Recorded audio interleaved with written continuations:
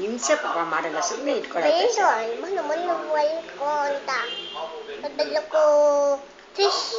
Fish ಇದೆ, ಹೌದಮ್ಮ.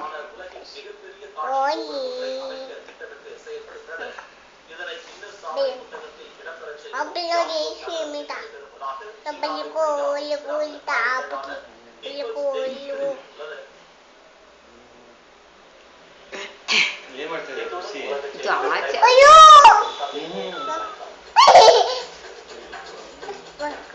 ಈಗ ಕುತ್ಕ, ಇದು ಸರಿಯಾಗಿ ಕುತ್ಕ, ನೀನು ಸರಿಯಾಗಿ ಅಮ್ಮ ಕುತ್ಕ, ಅಮ್ಮ ಕುತ್ಕ. ನಾನು ಬೇಡ, ನೀನೇ ಇಟ್ಕೊ, ಕುತ್ಕಾಗಿ ಇಟ್ಕೊಂಡು ಹಾಗೆ ಇಟ್ಕೊ.